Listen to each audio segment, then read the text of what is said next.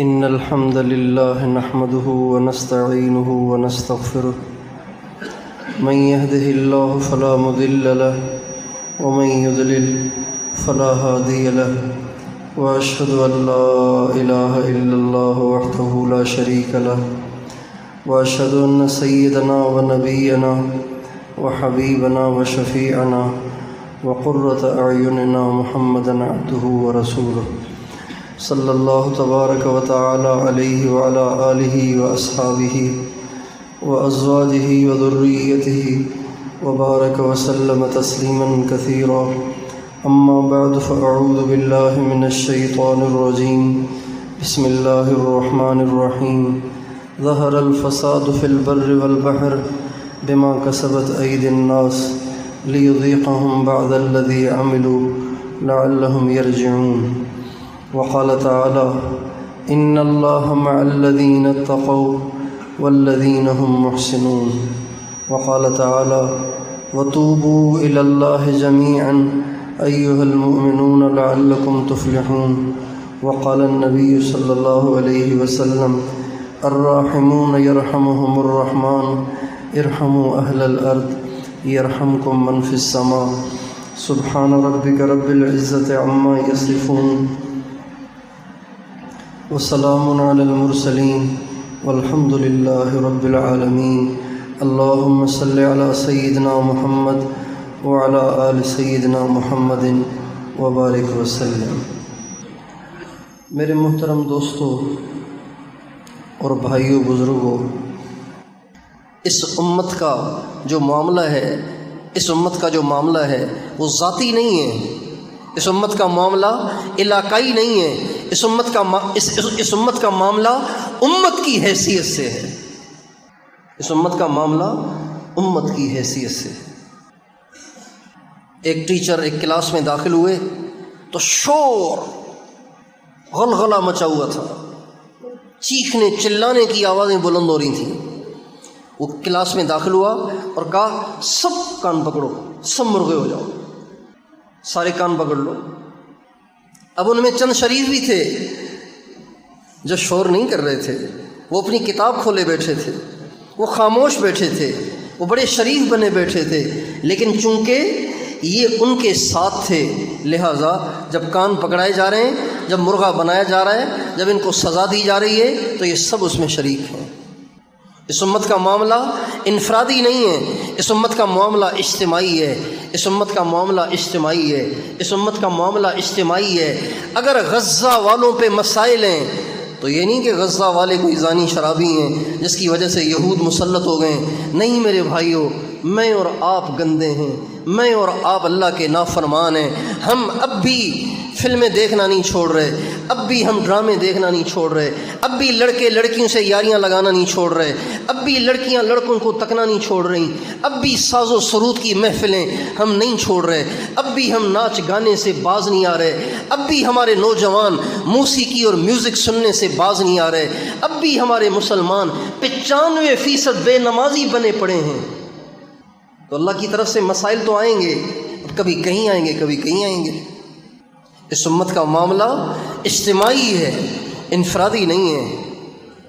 اگر ہم پاکستان والے سارے سدھر جائیں تو ساری امت کے حالات ٹھیک نہیں ہوں گے۔ ساری امت کے حالات تب ٹھیک ہوں گے جب ساری امت اللہ پاک کی طرف رجوع کرے گی، اکثریت رجوع کرے گی، اللہ تعالی حالات کو ٹھیک کر دے گا۔ اس لیے غزہ میں برپا ہونے والی قیامت، فلسطین میں کھیلی جانے والی خون کی ہولی کے ذمہ دار صرف اسرائیل نہیں ہیں، ہماری نوجوان نسل بھی ہے، میں اور آپ بھی ہیں کہ ہم میں تقویٰ ہے کہ نہیں، ہم میں پرہیزگاری ہے کہ نہیں، ہم اللہ کی مان رہے ہیں کہ نہیں مان رہے، ہم اللہ کے سامنے جھک رہے ہیں کہ نہیں جھک رہے، ہم اللہ کے نبی کے طریقے کو سینے سے لگا رہے ہیں کہ نہیں لگا رہے۔ ایسی بے حسی ہے، ایسی بے حسی ہے، ایسی بے حسی ہے، کون ہے جسے نہیں پتا کہ فلسطین میں کیا ہو رہا ہے؟ لیکن آپ کو بائکوں پہ دوڑتے نوجوانوں میں کوئی کمی نظر آئی؟ آپ کو کانوں میں ہینڈ فری لگا کے سر دھنتے ہوئے اور تھرکتے ہوئے جسموں کے ساتھ ناچتے ہوئے نوجوانوں میں کوئی کمی نظر آئی؟ بے پردہ عورتوں میں کوئی کمی نظر آئی؟ کہیں معلوم ہوا کہ غزہ کے حالات سن کر فلاں علاقے کی عورتوں نے پردہ اختیار کر لیا، فلاں علاقے کے نوجوانوں نے داڑیاں رکھ لیں، فلاں علاقے کے سارے مسلمانوں نے نمازیں شروع کر دیں، سب نے تہجد میں اٹھ کے رو رو کے دعائیں کرنا شروع کر دیں؟ کہیں سنا آپ نے؟ لاہور میں رقص و سرود کی محفل قائم ہو رہی ہے، اسلام آباد میں رقص و سرود کی محفلیں قائم ہو رہی ہیں۔ یہ تو وہ ہیں جن کی خبریں سوشل میڈیا پہ چل رہی ہیں، لیکن میں کیا کر رہا ہوں، آپ کیا کر رہے ہیں، ہمارے محلے کے لوگ کیا کر رہے ہیں، ہمارے گھر کے بچے کیا کر رہے ہیں، ہماری اپنی عورتیں کیا کر رہی ہیں، ہمارے اپنے نوجوان کیا کر رہے ہیں، میں کیا کر رہا ہوں؟ کیا امت مسلمہ کا یہ حال سن کر میری نیند اڑی؟ کیا امت مسلمہ کا یہ حال سن کر کبھی میرے ہاتھ سے لقمہ گرا؟ امت مسلمہ کا یہ حال سن کر میری آنکھ سے آنسو بہے؟ نبی کریم صلی اللہ علیہ وسلم کا ارشاد ہے، لیس بالمؤمن الذی یشبع وجارہ جائع، وہ مومن نہیں ہو سکتا جو پیٹ بھر کے کھانا کھائے اور اس کا پڑوسی بھوکا بیٹھا ہو۔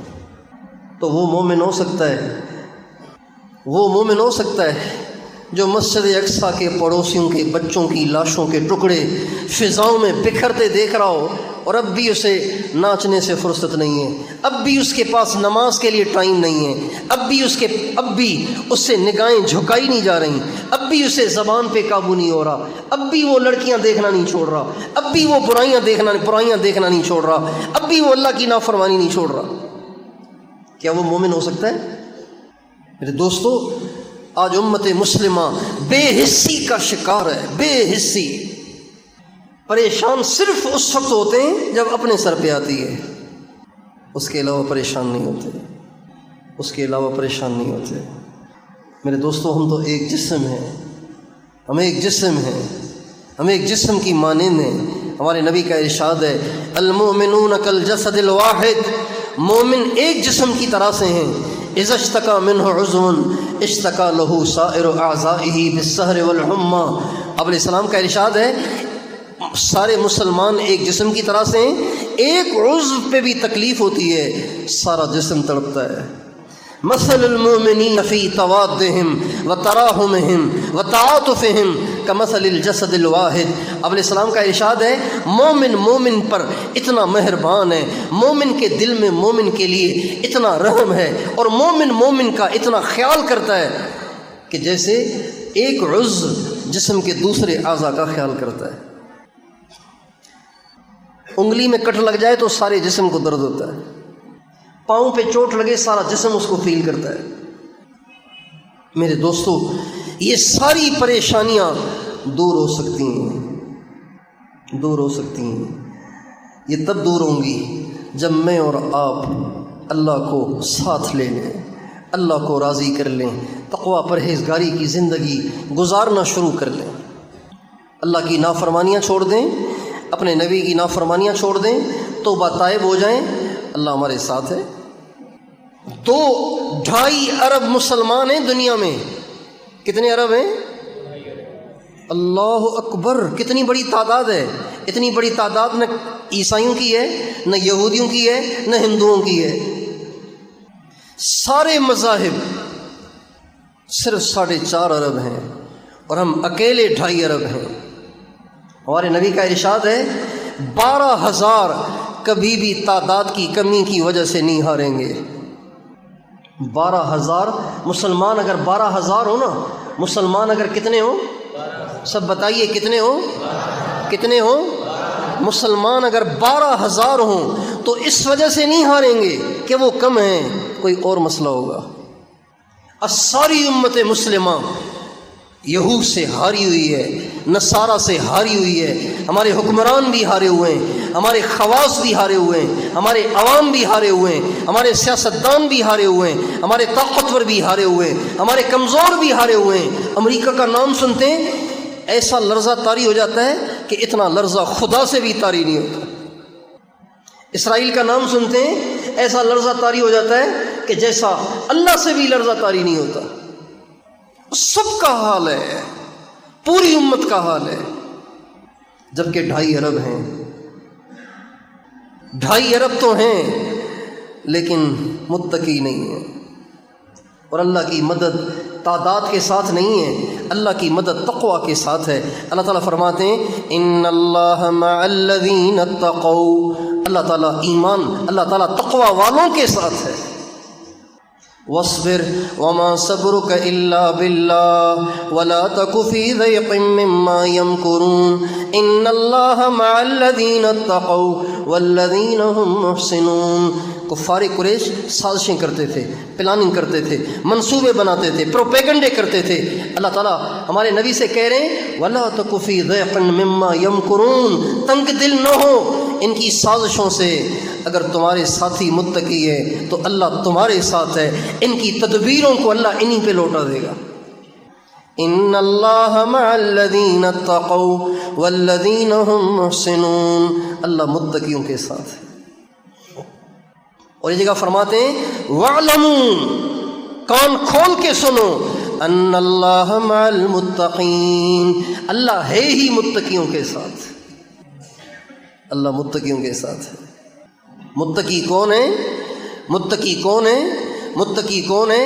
جن کا سارا وجود اللہ کی نافرمانی سے پاک ہے، جن کی نگاہیں بھی پاک، جن کی زبانیں بھی پاک، جن کے کان بھی پاک، جن کے پیٹ بھی پاک، جن کی شرمگاہیں بھی پاک، جن کے ہاتھ پاؤں بھی پاک، جن کے دل بھی غیر اللہ کی ہیبت اور عظمت سے اور رعب اور دبدبے سے پاک ہیں۔ ان کے دل میں اللہ کے سوا کسی کی عظمت نہیں، اللہ کے سوا کسی کی بڑائی نہیں، وہ کسی سے نہیں ڈرتے، وہ صرف اللہ سے ڈرتے ہیں۔ الذین یبلغون رسالات اللہ ولا یخشون احدا الا اللہ، جو اللہ کا پیغام لوگوں کو پہنچاتے ہیں، اللہ پاک کے علاوہ کسی سے نہیں ڈرتے۔ حضرات صحابہ کی نصرت اور مدد آسمان سے، نیچے سے، اوپر سے، ہر طرف سے مدد اور نصرت کی وجہ یہ نہیں ہے کہ ان کے پاس کوئی سائنسی ہتھیار تھے، کوئی ان کے پاس ٹیکنالوجی تھی، یا وہ تعداد میں زیادہ تھے۔ ہمیشہ صحابہ کی مدد اللہ نے تقوی کی بنیاد پہ کی ہے، توکل کی بنیاد پہ کی ہے، اپنے یقین کی بنیاد پہ کی ہے۔ غزوہ بدر کا جب موقع آیا تو یہ پہلا موقع تھا، اس سے پہلے کبھی کفر اور اسلام کی جنگ نہیں ہوئی تھی، کبھی دیکھا ہی نہیں تھا اللہ کی نصرت کو، اللہ کی مدد کو کبھی دیکھا ہی نہیں تھا۔ 313، اور یہ 313 بھی وہ جن کے پاس جوتے بھی نہیں، پورے کپڑے بھی نہیں، تلواریں بھی نہیں۔ تعداد تو ہے 313 اور تلواریں ہیں صرف 8 اور گھوڑے ہیں صرف 2 اور ہیں 313، لیکن متقی ہیں، اللہ والے ہیں، اللہ رسول پہ جان چھڑکنے والے ہیں، اللہ رسول پہ اپنے آپ کو فدا کرنے والے ہیں۔ چنانچہ جب اس طرف 1000 تھے اور وہ ہتھیاروں سے ڈھکے ہوئے تھے، ہتھیاروں سے لیس تھے، سرکار دو عالم صلی اللہ علیہ وسلم نے صحابہ کو اکٹھا کیا اور فرمایا ہم تو اس لیے نہیں آئے تھے، ہم تو 100 آدمیوں کا ایک قافلہ یہاں سے گزرا تھا، ہم تو اس کو لوٹنے آئے تھے، یہاں تو اتنے بڑے لشکر سے سامنا ہو گیا، بتاؤ کیا کرنا چاہیے؟ مہاجرین بولے لڑنا چاہیے، لڑنا چاہیے، لڑنا چاہیے، پیچھے نہیں ہٹنا چاہیے۔ آپ پھر پوچھیں، آپ پھر پوچھیں، آپ پھر پوچھیں۔ حضرت سعد بن معاذ رضی اللہ تعالیٰ عنہ کھڑے ہوئے، کہنے لگے یا رسول اللہ، آپ جو بار بار پوچھ رہے ہیں نا، میں سمجھ گیا ہوں کہ انصار کی رائے لینا چاہتے ہیں، انصار کی رائے لینا چاہتے ہیں، تو سنیے، انصار کا میں وکیل ہوں، انصار کا میں ترجمان ہوں، ہم سب انصار کی رائے یہ ہے، اگر آپ کہیں تو ہم پہاڑوں کی چوٹیوں پہ چڑھ کے وہاں سے چھلانگیں بھی مار دیں گے، اگر آپ کہیں گے تو ہم آگ میں بھی چھلانگ مار دیں گے، اگر آپ فرمائیں گے تو یہاں سے یمن برق الغماد تک پیدل بھی چلے جائیں گے، آپ کے اشارے کی دیر ہے۔ پھر عجیب بات کہی، سعد بن معاذ نے عجیب بات کہی کہ رسول اللہ، ہم موسیٰ علیہ السلام کے امتی نہیں ہیں جنہوں نے موسیٰ علیہ السلام سے کہا تھا اذهب انت وربك فقاتلا انا هاهنا قاعدون، اے موسیٰ عمالقہ سے لڑنا ہمارے بس کا نہیں ہے، آپ لڑیں، آپ کا رب لڑے، جب میدان فتح ہو جائے تو پھر بلا لینا۔ یا رسول اللہ ہم وہ نہیں ہیں، ہم آپ کے ہیں، ہم آپ کے دائیں بھی لڑیں گے، بائیں بھی لڑیں گے، آگے بھی لڑیں گے، پیچھے بھی لڑیں گے، کبھی آپ کا ساتھ نہیں چھوڑیں گے۔ ہم سب کی لاشوں کو پھلانگ کر تو یہ آپ تک پہنچ سکتے ہیں، اس سے پہلے وہ آپ تک نہیں پہنچ سکتے۔ آپ بڑے خوش ہوئے، فرمایا بس ٹھیک ہے، طے ہو گیا، جنگ کرنی ہے، فائنل فیصلہ ہو گیا۔ شام ہو گئی، اب رات ہے، دشمن کو بھی بتا دیا گیا صبح جنگ ہوگی، ادھر دشمن ہے، ادھر مسلمان ہیں، یہ 313 ہیں۔ سرکار دو عالم صلی اللہ علیہ وسلم کے لیے حضرات صحابہ نے ایک چھپر بنایا آرام کرنے کے لیے، لیکن جب کفر اور اسلام کا معرکہ ہو، کفر اور اسلام برسر پیکار ہوں، تو بھلا سرکار کو نیند آ سکتی ہے؟ آپ کے لیے چھپر بنایا گیا۔ جب رات ہوئی، اندھیرا چھایا، تو آپ علیہ السلام نے صحابہ سے پوچھا میرے چھپر پر پہرا کون دے گا؟ تو صدیق اکبر کھڑے ہوئے، یا رسول اللہ غلام حاضر ہے۔ ابوبکر صدیق آ کے کھڑے ہو گئے پہرے کے لیے۔ ہمارے نبی اندر ہیں، ہمارے نبی اندر ہیں، ہمارے نبی اندر ہیں۔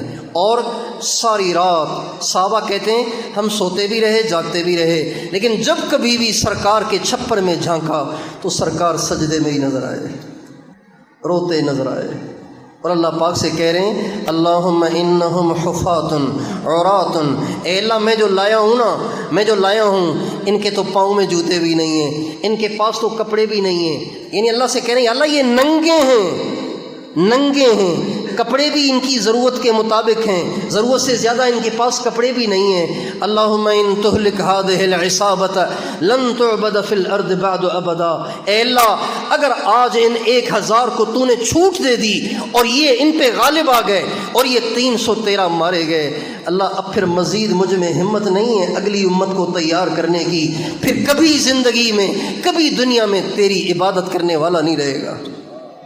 یہ میری 15 سال کی محنت ہے، 13 سال مکے کے، 2 سال مدینے کے، 15 برس کی محنت ہے یہ 313، اور آپ سجدے میں گرے ہوئے ہیں اور اللہ پاک سے کہہ رہے ہیں یا حی یا قیوم برحمتک استغیث، اے زندہ اے قائم تجھے تیری رحمت کا واسطہ، آج مجھے تنہا نہ چھوڑیو، آج میری مدد کیجیے۔ اتنا روئے، اتنا روئے، اتنے لمبے سجدے کیے، اتنا روئے کہ صدیق اکبر صبح صادق کے قریب آخر چھپر میں داخل ہوئے اور اپنے نبی کے بغلوں سے پکڑ کے آپ کو اٹھایا اور کہا یا رسول اللہ اب بس کریں، اللہ آپ کی ضرور مدد کرے گا۔ آپ باہر آئے، قرآن پاک کی دھڑا دھڑ آیتیں اترنا شروع ہو گئیں۔ استستغیثون ربکم فاستجاب لکم انی ممدکم بألف من الملائکۃ مردفین وما جعلہ اللہ الا بشرا ولتطمئن قلوبکم بہ وما النصر الا من عند اللہ۔ میرے نبی آپ مدد مانگ رہے تھے نا، آپ مدد مانگ رہے تھے نا، ان 1000 سے لڑنے کے لیے میں 1000 فرشتے بھیج رہا ہوں، حالانکہ فرشتہ تو ایک بھی کافی ہے۔ پھر فرمایا 3000 بھیج رہا ہوں، پھر فرمایا 5000 بھیج رہا ہوں، پھر فرمایا وما جعلہ اللہ الا بشرا لکم ولتطمئن قلوبکم بہ۔ میرے نبی کے صحابہ یہ سب تمہاری تسلی کے لیے اور تمہیں خوش کرنے کے لیے کر رہا ہوں، ورنہ میں خود بھی آ رہا ہوں۔ وما النصر الا من عند اللہ، خود بھی آ رہا ہوں۔ اور پھر اللہ آیا، ایسا آیا کہ 70 بڑے بڑے چودھری جو مکے سے رنڈیاں لے کے چلے تھے، شراب کی بوتلیں لے کے چلے تھے کہ محمد اس کے ساتھیوں کو مٹا کے پھر ناچ گانے کی محفل سجائیں گے، رنڈیوں کو نچائیں گے، شراب پئیں گے، یہ باتیں کر کے، یہ دعوے کر کے آئے تھے، اللہ پاک نے ان سب کو موت کے گھاٹ اتار دیا، ذلیل کر دیا۔ اللہ جب میدان میں اترے تو پھر کوئی ٹھہر سکتا ہے کیا؟ حیات الصحابہ حضرت مولانا یوسف صاحب کی کتاب ہے، اس میں ایک واقعہ لکھا ہے، بڑا زبردست واقعہ ہے۔ روم کے بادشاہ نے، روم سے مسلسل مسلمانوں کی جنگیں ہوئیں اور ہر جنگ میں وہ زیر ہوئے، ہارتے چلے گئے، ان کے علاقے مسلمانوں کے قبضے میں آتے چلے گئے، اسلام کا وہاں جھنڈا لہراتا چلا گیا، اسلام کے احکام وہاں نافذ ہوتے چلے گئے، لوگ نمازی بنتے چلے گئے اور دین پھیلتا چلا گیا، مسجدیں تعمیر ہوتی چلی گئیں۔ جب یہ اتنا سارا کچھ ہو گیا تو ہرقل پریشان ہوا، اس نے چین کے بادشاہ کو خط لکھا، چین کے بادشاہ کو خط لکھا اور قاصد بھیجا ساتھ، اور کہا مجھے آپ کی مدد کی ضرورت ہے، آپ میری مدد کریں۔ تو چین کے بادشاہ کے پاس جب یہ خط پہنچا اور یہ قاصد پہنچا تو چین کا بادشاہ بڑا حیرت زدہ ہوا، چونکہ سوشل میڈیا تو تھا نہیں کہ اس کو ساری خبریں پہنچتی ہوں، تو پتہ ہی نہیں تھا کہ کیا ہو رہا ہے۔ تو وہ بڑا حیرت زدہ ہوا کہ نے کہا روم مجھ سے مدد مانگ رہا ہے، تو ایسے کون سے لوگوں سے تم نے لڑائی لے لی ہے کہ جن کے سامنے تم نے بھی ہتھیار ڈال دیے اور تم بھی مجھ سے بھیک مانگنے آ گئے ہو؟ کون لوگ ہیں وہ؟ قاصد سے پوچھا، کہا بس ہمارے ہی جیسے ہیں۔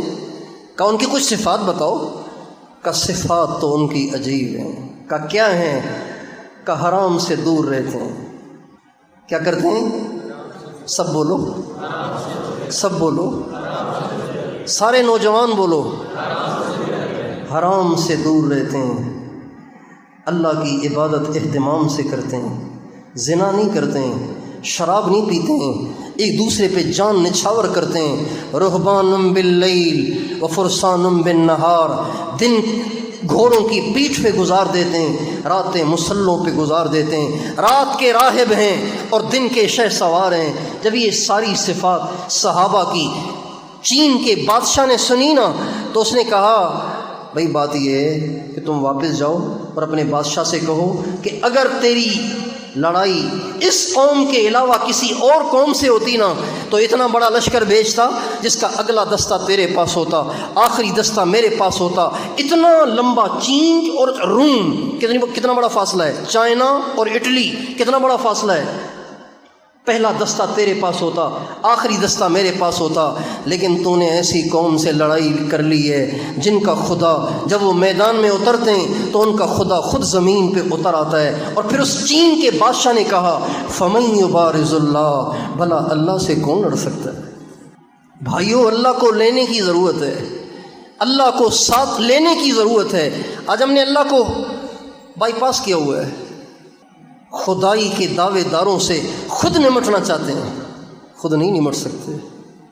اللہ ساتھ ہوگا تو نمٹیں گے، اللہ پاک کو ساتھ لینا پڑے گا، ورنہ اسی طرح پٹتے رہیں گے، اسی طرح پریشانی رہیں گے، اسی طرح کبھی کس عذاب میں مبتلا، کبھی کس عذاب میں مبتلا، کبھی کسی پریشانی کا شکار، کبھی کسی پریشانی کا شکار رہیں گے۔ اللہ پاک کو ساتھ لے لیا تو مزے ہی مزے۔ اللہ کے لیے اس جدید ٹیکنالوجی کو فیل کرنا منٹوں بھی نہیں، سیکنڈوں بھی نہیں، سانسوں بھی نہیں، اس سے بھی کم کی مار ہے۔ جو لوگ جدید ٹیکنالوجی سے متاثر ہیں اور شدید تربیت یافتہ لشکروں سے متاثر ہیں، اللہ تعالیٰ ان کو تسلی دیتے ہوئے ایک آیت سناتے ہیں۔ پتہ نہیں اس زاویے سے کبھی آپ نے سوچا کہ نہیں سوچا؟ اس زاویے سے سوچیں گے نا تو ایسے لگے گا جیسے اللہ نے آج ہی یہ آیتیں اتاری ہی آج ہے۔ اس زاویے سے سوچیں گے نا، اس زاویے سے سوچیں گے نا آپ کو ایسے لگے گا کہ جیسے یہ آیتیں اتری ہی آج ہیں۔ اللہ تعالیٰ فرماتے ہیں أَلَمْ تَرَ كَيْفَ فَعَلَ رَبُّكَ بِعَادٍ إِرَمَ ذَاتِ الْعِمَادِ التي لم يخلق مثلها في البلاد وثمود الذين جابوا الصخر بالواد وفرعون ذي الأوتاد الذين طغوا في البلاد فأكثروا فيها الفساد فصب عليهم ربك صوت عذاب إن ربك لبالمرصاد۔ یہ بھی وہی ہے۔ اور ایک اور آیت ألم تر كيف فعل ربك بأصحاب الفيل ألم يجعل كيدهم في تضليل وأرسل عليهم طيرا أبابيل ترميهم بحجارة من سجيل فجعلهم كعصف مأكول۔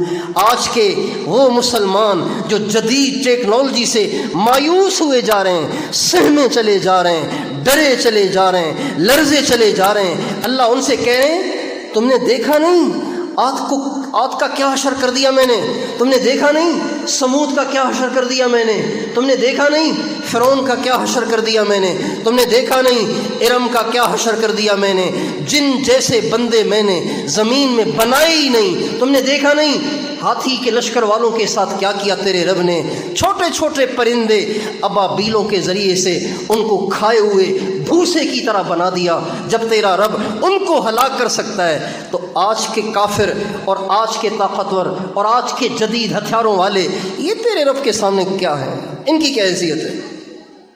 اس زاویے سے سوچیں نا تو یہ آیتیں بڑی تسلی دے رہی ہیں۔ الم تر کیف فعل ربک باصحاب الفیل، ان کو دیکھ کے گھبرا گئے ہو؟ دیکھا نہیں میں نے ان کے ساتھ کیا کیا تھا، وہ بھی تو بڑے طاقتور تھے، ان سے ڈرنے لگ گئے ہو؟ دیکھا نہیں عاد کے ساتھ کیا کیا، سمود کے ساتھ کیا کیا، ارم کے ساتھ کیا کیا، فرعون کے ساتھ کیا کیا؟ یہ سب وہ تھے، یہ سب وہ تھے، یہ سب وہ تھے الذین طغوا فی البلاد، جنہوں نے شہروں میں سرکشی مچا رکھی تھی، سرکش ہو گئے تھے، نافرمان ہو گئے تھے، ظالم ہو گئے تھے، جابر ہو گئے تھے۔ فصب علیہم ربک صوت عذاب، جب ان کی مدت پوری ہوئی، ان کی ڈھیل ختم ہوئی، تیرے رب نے اپنے عذاب کا کوڑا برسا دیا۔ ان ربک لبالمرصاد، تیرا رب اب بھی گھات میں بیٹھا ہے، جو بھی ان جیسے کام کرے گا ان کا بھی یہی حشر کرے گا۔ اس لیے میرے دوستو، پہلا کام ہم اپنے دل سے اللہ کے سارے غیر کا خوف نکال دیں، کسی سے نہ ڈریں۔ کس سے ڈرنا ہے؟ سب بتاؤ، کس سے ڈرنا ہے؟ کس سے ڈرنا ہے؟ اللہ سے ڈرنا ہے۔ کس سے ڈرنا ہے؟ اللہ سے ڈرنا ہے۔ اگر آج امریکہ اعلان کر دیتا ہے پاکستان والوں تیاری کرو، آ رہے ہیں میرے میزائل، آ رہے ہیں میرے ڈرون، آ رہا ہے میرا ایٹم، آ رہا ہے میرا کروز، آ رہا ہے میرا یہ بم اور وہ بم، تو یہاں تو پتہ نہیں کیا حشر ہو جائے گا۔ اس لیے کہ ڈرے ہوئے ہیں، سہمے ہوئے ہیں۔ امریکہ سے مت ڈریں، اللہ سے ڈریں۔ اسرائیل سے مت ڈریں، اللہ سے ڈریں۔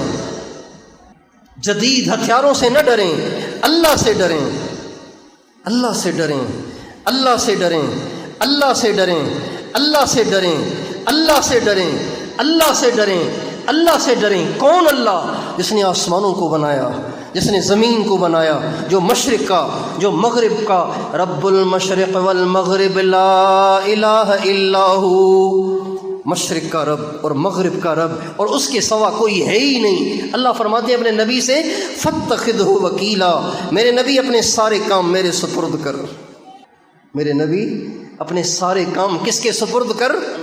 میرے سپرد کر، پھر دیکھ میں کیسے سب سے نمٹتا ہوں۔ سب سے پہلی بات، اپنے دل سے سارے غیر کا خوف نکال دیں۔ کسی سے نہیں ہوتا، کوئی نہیں کرتا، کسی کے ہاتھ میں نہیں، کسی کو کچھ اختیار نہیں، کرنے والا سب بتاؤ کون ہے؟ اللہ۔ یفعل اللہ ما یشاء، جو چاہے کرے۔ ان سارے میزائلوں کی، ان سارے بموں کی، ان سارے ہتھیاروں کی، اس ساری ٹیکنالوجی کی اللہ پاک کے نزدیک مچھر کے پر کے برابر بھی حیثیت نہیں ہے۔ یہ یقین بنے گا، مایوسیاں دور۔ اور جو آج خاموشی چھائی ہوئی ہے، یہ خاموشی ٹوٹ جائے گی جب یہ یقین بنے گا۔ آج خاموشی چھائی ہوئی ہے نا بھائی، سمجھ رہے ہیں کہ نہیں سمجھ رہے ہیں؟ خاموشی چھائی ہوئی ہے نا، جب یہ یقین بنے گا کہ ان سے نہیں ہوتا، اللہ کرتا ہے، تو یہ خاموشی ٹوٹ جائے گی۔ پیشاب پاخانے سے بنے ہوئے، پیشاب پاخانے سے بھرے ہوئے انسان ہمارا کیا بگاڑیں گے؟ بگاڑتا اللہ ہے، بناتا اللہ ہے، دیتا اللہ ہے، لیتا اللہ ہے، زندہ اللہ کرتا ہے، جلاتا اللہ ہے، مارتا اللہ ہے، عزت اللہ دیتا ہے، ذلیل اللہ کرتا ہے، اونچا اللہ کرتا ہے، نیچا اللہ کرتا ہے، اللہ پاک کے ارادے سے ہوتا ہے۔ اللہ تعالیٰ فرماتے ہیں وَمَا تَشَاءُونَ إِلَّا أَن يَشَاءَ اللَّهُ رَبُّ الْعَالَمِينَ۔ اے دنیا بھر کے انسانوں، تم سب کے سب جو چاہو گے نا وہ نہیں ہوگا، جو اللہ چاہے گا وہ ہوگا۔ کتنی واضح آیت ہے، لیکن آج سمجھ نہیں آتی۔ یہ سمجھ کیوں نہیں آتی؟ یہ سمجھ کیوں نہیں آتی؟ قرآن کی دستک دل تک کیوں نہیں پہنچتی؟ یہ دل بد نگاہی کر کر کے سیاہ ہو گیا ہے، پتھر ہو گیا ہے۔ یہ دل انٹرنیٹ دیکھ دیکھ کے سیاہ ہو گیا ہے، پتھر ہو گیا ہے۔ اس لیے قرآن کی دستک اس دل تک نہیں پہنچتی، پتھر ہو گیا ہے۔ آپ اس دروازے پہ ٹھک ٹھک کریں گے، باہر والا سن لے گا، اس دیوار پہ ٹھک ٹھک کریں گے، باہر والا نہیں سنے گا، پتھر ہے۔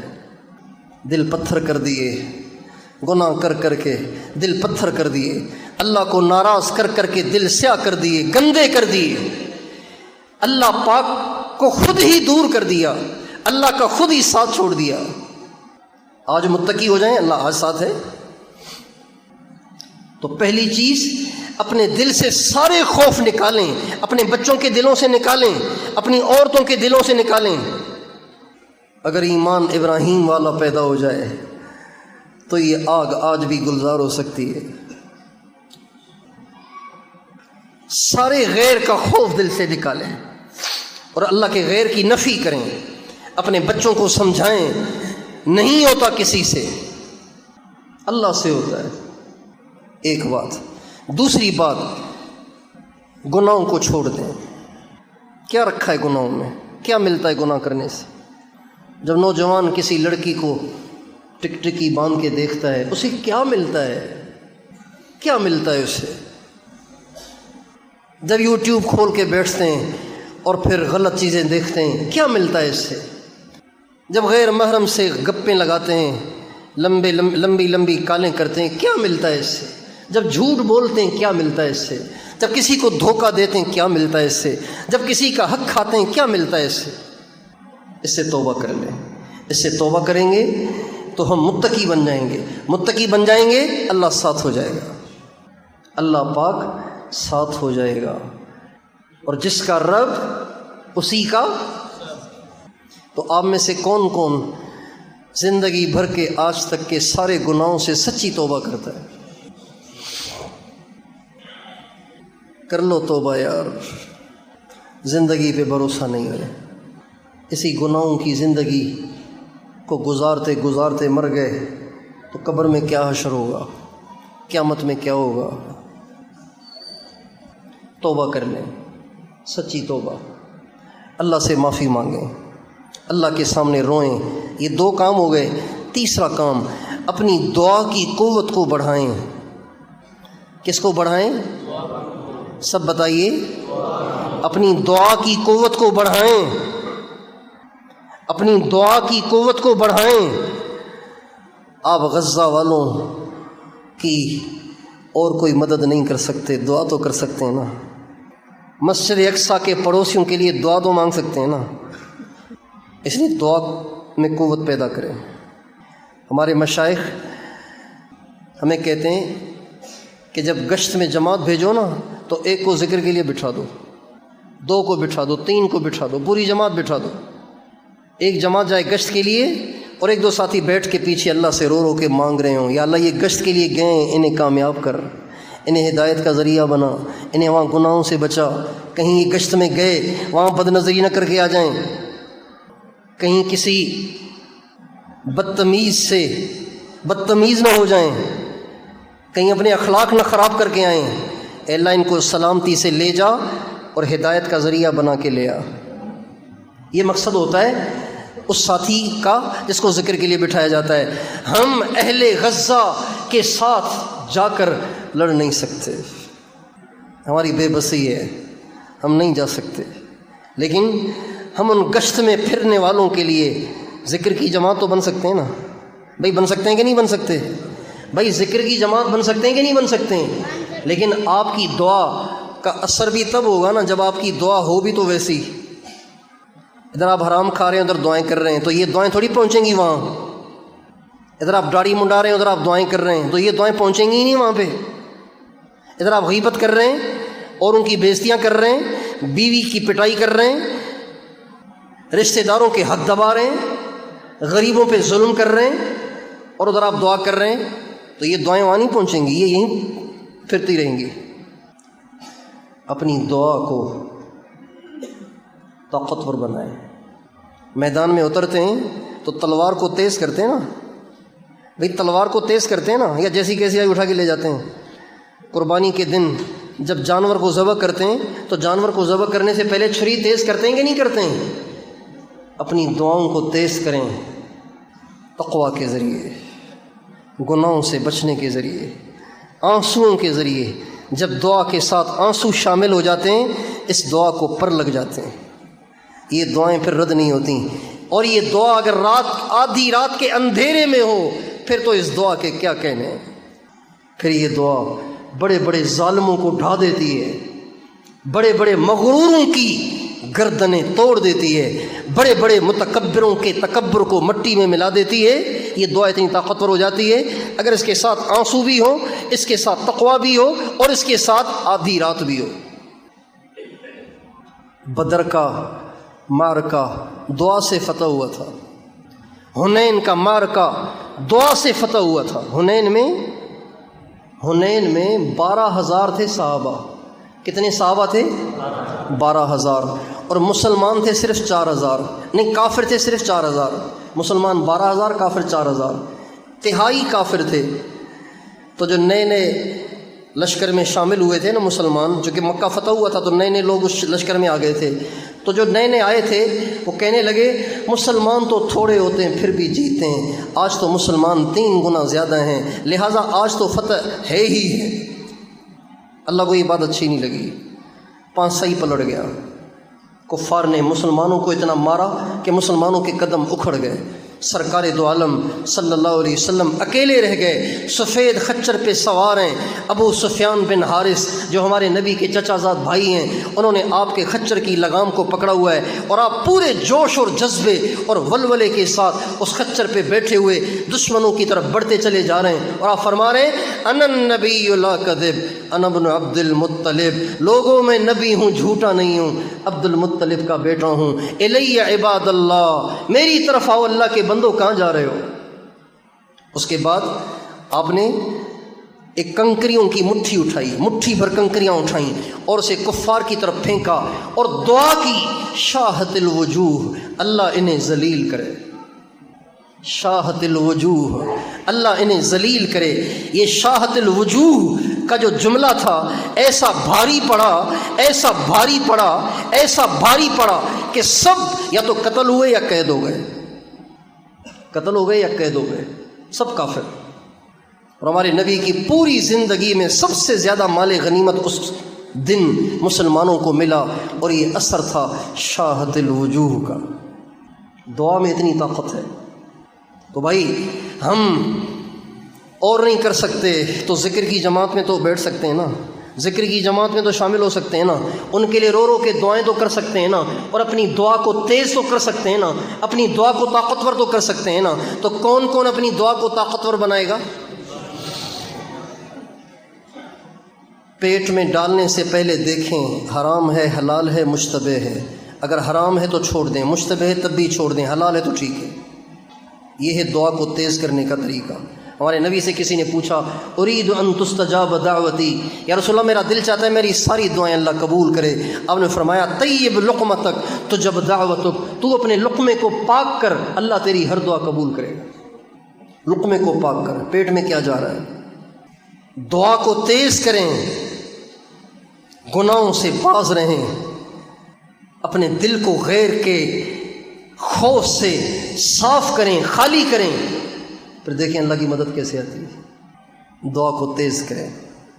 نوح علیہ السلام کے ساتھی تھے 80 اور کچھ، بضع و ثمانون، 80 اور کچھ، تبلیغ والے کہتے ہیں 82، کتابوں میں ہے 80 اور کچھ، 80 اور کچھ۔ اور ادھر ساری دنیا، سارے نافرمان، سارے دشمن، یہ دعا ہی کا تو اثر تھا کہ اللہ تعالیٰ نے زمین سے بھی پانی نکال دیا، آسمان سے بھی پانی برسا دیا، اور دعا کیا تھی؟ رب لا تذر علی الارض من الکافرین دیارا انک ان تذرهم یضلوا عبادک ولا یلدوا الا فاجرا کفارا۔ اے میرے رب ان میں سے کسی کافر کو زمین پہ چلتا نہ چھوڑ۔ چنانچہ سب غرق ہو گئے۔ یہ دعا کا اثر تھا۔ ایک چھوٹا سا واقعہ سن لیجئے پھر ختم کرتا ہوں۔ بنی اسرائیل میں غریب عورت تھی، اس کا ایک سادہ سا کچا سا پرانا سا مکان تھا۔ ایک بڑے طاقتور آدمی کے گھر کے عالی شان گھر کے پاس اس کا مکان تھا۔